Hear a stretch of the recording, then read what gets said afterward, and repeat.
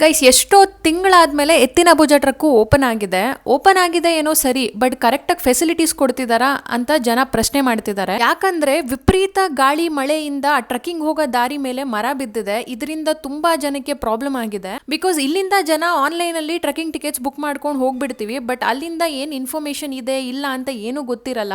ಅಲ್ಲಿ ಜನ ಹೋಗಿ ವಾಪಸ್ ಬಂದಿದಾರಂತೆ. ಅಷ್ಟೇ ಅಲ್ಲದೆ ಜನ ಟ್ರಕ್ಕಿಂಗ್ ಟಿಕೆಟ್ಸ್ ಮೇಲೂ ಕ್ವಶನ್ ಮಾಡ್ತಿದ್ದಾರೆ. Because 5 kilometre truck up and down ಎರಡೂ ಸೇರಿ ನಿಮಗೆ 5 ಕಿಲೋಮೀಟರ್ ಟ್ರಕ್ ಆಗುತ್ತೆ ಎತ್ತಿನ ಭುಜ. ಇದಕ್ಕೆ 300 ರೂಪಾಯಿ ಚಾರ್ಜ್ ಮಾಡ್ತಿದ್ದಾರೆ ಪೋರ್ಟಲಲ್ಲಿ. ಅಷ್ಟೇ ಅಲ್ಲದೆ ಅಲ್ಲಿ ಟ್ರಕ್ಕಿಂಗ್ ಗೈಡ್ಗೆ ನೀವು 75 ರೂಪಾಯಿ ಕೊಡಬೇಕಾಗುತ್ತೆ ಪರ್ ಪರ್ಸನ್ನು. ಇಷ್ಟೆಲ್ಲ ಮಾಡಿದ್ರೂ ಒಂದು ಪ್ರಾಪರ್ ಫೆಸಿಲಿಟಿ ಇಲ್ಲ ಅಥವಾ ಒಂದು ಇನ್ಫಾರ್ಮೇಷನ್ ಕೊಟ್ಟಿಲ್ಲ ಮುಂಚೆನೇ ಅಂತ ಎಷ್ಟೋ ಜನ ಕೋಪಗೊಂಡು ವಾಪಸ್ ಬಂದಿದ್ದಾರೆ. ಇಲ್ಲಿಂದ ಟ್ರಾವೆಲ್ ಮಾಡ್ಕೊಂಡು ಹೋಗಿರೋ ಕಾಸ್ಟ್ ಅವ್ರಿಗೆ, ಜೊತೆಗೆ ಟ್ರಕ್ಕಿಂಗ್ ಟಿಕೆಟ್ಸ್ ಬುಕ್ ಮಾಡಿರೋ ಕಾಸ್ಟು ಎಲ್ಲ ವ್ಯರ್ಥ ಆಗಿದೆ. ಸೊ ಯಾರ್ಯಾರು ನೆನ್ನೆ ಮೊನ್ನೆ ಎಲ್ಲ ಎತ್ತಿನ ಭುಜಾಗ ಹೋಗಿದ್ದೀರೋ ಅಲ್ಲಿ ಏನಾಗಿದೆ ಪ್ರಾಪರ್ ಆಗಿ ಅಂತ ಕಮೆಂಟ್ ಸೆಕ್ಷನಲ್ಲಿ ತಿಳಿಸ್ಬೋದು. ಬೇರೆಯವ್ರಿಗೂ ಕೂಡ ನಿಮ್ಮಿಂದ ಸಹಾಯ ಆಗುತ್ತೆ ಇದರಿಂದ. ಸೊ ಇದೇ ಥರ ಟ್ರಾವೆಲ್ ಅಪ್ಡೇಟ್ಸ್ಗೆ ನನ್ನ ಪೇಜ್ನ ಫಾಲೋ ಮಾಡೋದನ್ನು ಮರಿಬೇಡಿ.